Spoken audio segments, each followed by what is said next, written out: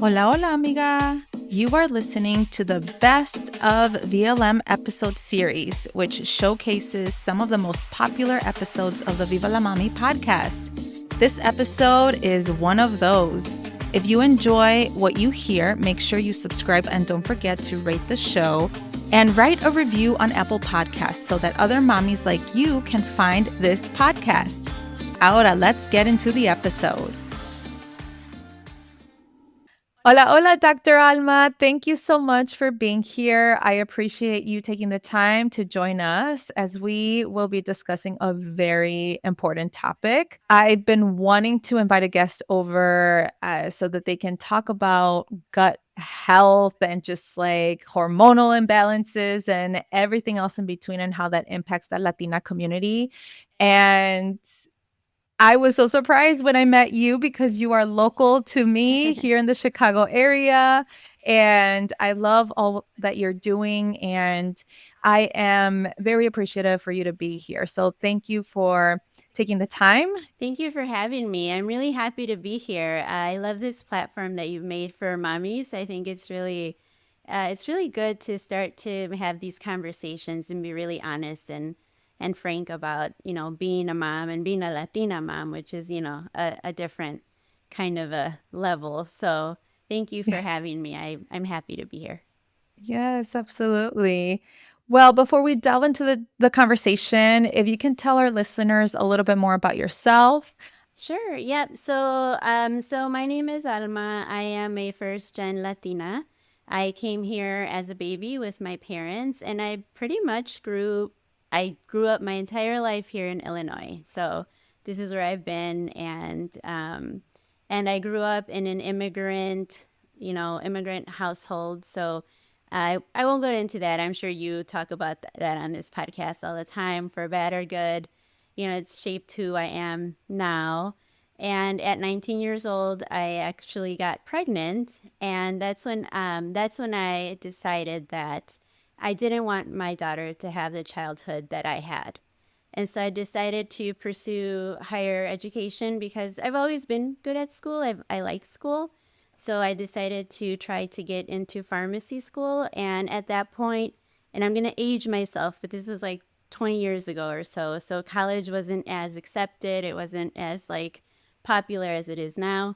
And so I had to figure out how I was going to get there.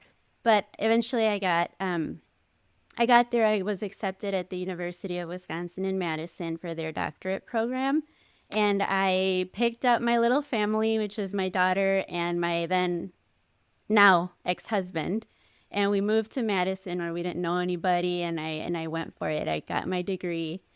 And then I became a pharmacist. I worked in retail for a little bit, and retail's like your CVS, Rite Aid, Walmart, whatever. I won't say which one, but it sucked the life out of me. And so by networking, I was able to go into a hospital pharmacy where I worked with cancer patients, and that's what I've been doing since then. That is amazing. And what really inspired you to consider pharmacy? I'm curious. It was my ex, actually. I do have to give him credit for that. So he was a technician at said retail pharmacy, and I was like, well, what does a pharmacist do? Like, I've never heard of a pharmacist. I mean, like, at that point, I was like 19, pregnant, and I'd never even known what a pharmacist does. But he was telling me, and I was like, you know what? That's cool. It's like a doctor, but not like a doctor where you have to work all kinds of hours and like, crazy on-call hours, and that's perfect. So that's why I decided to go into pharmacy. Since I've met you, I know that you're pivoting towards something different. So can you tell us a little bit more about that and what made you realize that you needed that transition? Sure. So I am still practicing as a pharmacist. I really do care for my patients in the oncology space. I'm still in that space. It's a very unique niche of patients, and I have so much respect and I care for them so much.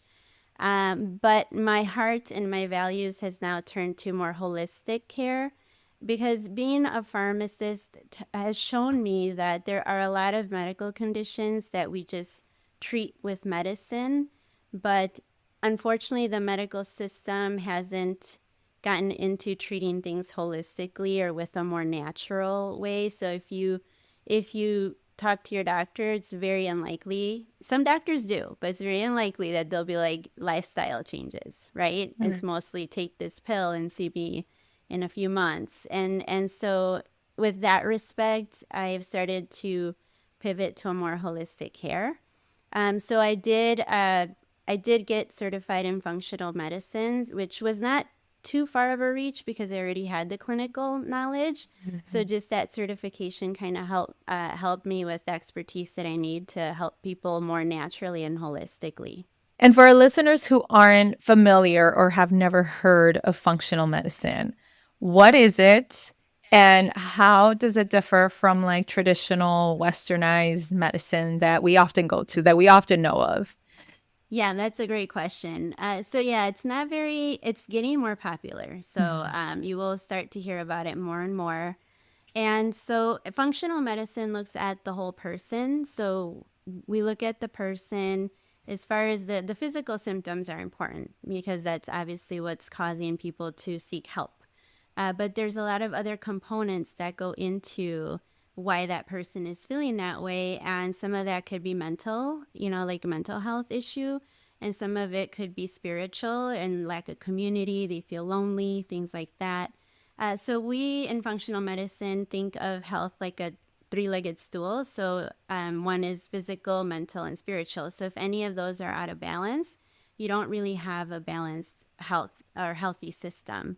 And with regards to conventional medicine, they kind of look at you in pieces. So, like if you have something wrong with your head, you go to a neurologist, you heart, you go to cardiologist, bone, you go to osteopathy. So they kind of treat you in bits and pieces, which sometimes is necessary, but a lot of times they miss the big picture. And a lot of chronic conditions are really whole system things that are happening in the body that are so interconnected, and regular traditional medicine misses that. Mm. I So it's a love how more, you define that. Yeah. yeah, it's like a more wholesome view of the person, a more holistic view. Yeah, that's awesome.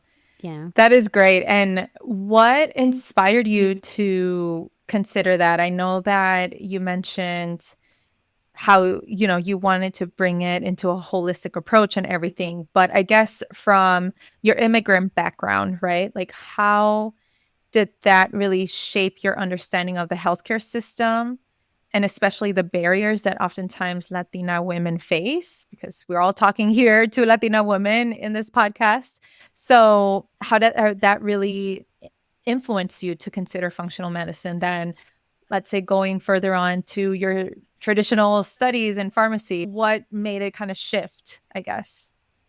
Well, my pivot to functional medicine was mostly just, it was actually more personal. My upbringing was very natural, right? Our parents, they kind of don't like going to the doctor. They don't like unless they really have to.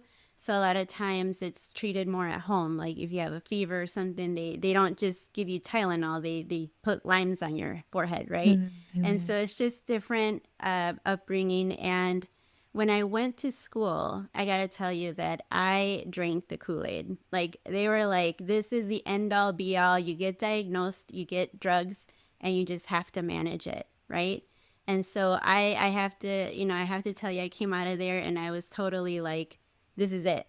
Like there's no, and so my mom would be like, no camines sin calcetas, and I'm like, Mom, that's such an urban legend. Like, come on, like, stop it. Mm. That's not like you need a virus or, but there's some truth to that. And that's why some of our ancestors, they have these beliefs because there are things as like such as energy and heat and cold and things like that, right? Yeah. So that kind of upbringing just kind of brought me back, right? So I Mm. kind of moved away when I went to school, and then I was like, maybe mom was right. Like maybe these like old remedies and old like beliefs, maybe they have something to them, even though they're not scientific, right? So that brought me back to kind of a more holistic view.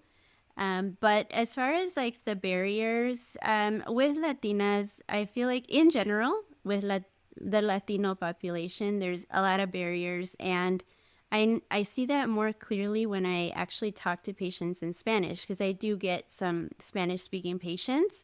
Mhm. And, when I get the call, because usually it's on the phone, they're very like apprehensive to talk to me, but then I talk to them in their language and I, try to make them feel welcome, and then they start to open up, right? And so I think when there's that barrier, even if it's just a language barrier, cultural barrier, they don't open up. Like they don't ask the questions. They just kind of follow or get the instructions, and that's it, right? But when we communicate in their language, they feel more comfortable. And so Mhm. I think that's a huge barrier that we have to overcome as a healthcare system. And I honestly think the only way to do that is to just get more of us out there. Mhm. We need more doctors and nurses and pharmacists out there to get that, Yeah. that barrier kind of a little bit less, difficult for our patients. Yes, absolutely. And that's just one of the many barriers, like you said. I can think about costs. Like medicine is so Yeah. expensive. And you kind of tied in the first part of your response about, how you grew up with some traditional healing practices, ¿verdad? Like I definitely grew up with babies even tomando el té de manzanilla, Mm-hmm. like those are remedies, and even like the castor oil and all of that stuff, like very natural based like remedies that are often almost ridiculed with by Western medicine. And how do you see sort of like functional medicine connecting with the traditional healing practices that our abuelitas used, that your mama used, right? Like our ancestors used? And what are some benefits to still continue on with those traditions? I love this question because functional medicine is almost like, if you think about it, it kind of just, the goal is to bring you back to balance. So if you have something going on, we still take that medical part and we still look at it. So whatever you have from your doctor, we still look at it. And, it makes, we do base decisions on that. But then we look at the whole picture, like I said, and then we, like, for example, doctor won't look at your hormones, right? But if we see a hormonal imbalance, then we kind of try to fix that. So Mm. it just kind of, but we do that based by mostly nutrition. We do some supplements if we feel like they're going to be very helpful, because those are essentially remedios, right? Mm. So, like the chamomile that you were saying, there's a lot of supplements that are very natural based, and we use those to kind of bring people back to balance, heal their gut, balance their hormones, and then just kind of make them feel better, right? Physically. But the aspect of like our ancestors and the medicinal information, I think, is getting lost, right? Like Mm. a lot of our ancestors are passing away, and then they're not they're not passing on that information. Mm. But in functional medicine, you don't really use that. So that's a difference. And that's why I am a holistic practitioner, because I want to incorporate things that we may not be using in functional medicine or traditional medicine, like you said, because it gets ridiculed. But Mm. we know very well that a lot of this stuff works because we've Yeah. used it and it's worked for us. Right. Yeah. Right. Oh, that's so interesting. Yeah. And so why do you think you definitely mentioned a little bit about hormonal imbalances? And so why do you think that like gut health issues, hormonal imbalances, and even chronic fatigue are so prevalent in our community? And how can functional medicine kind of alleviate that? Y con eso, that's where we're wrapping up this best of VLM episode. But don't worry, this is just a little taste. If you nodded along, had an aha moment, or felt seen as a modern Latina mama, then go listen to the full episode. There is so much more waiting for you, and you deserve all of it. If you enjoyed what you heard today, please take a moment to subscribe so you never miss an episode. And while you're at it, leave a rating and a review on Apple Podcasts. It means the world to me, and it helps other mamas just like you discover this comunidad. All right, amiga. Well, thank you so much for being here. Hasta la próxima, and now go get that full episode.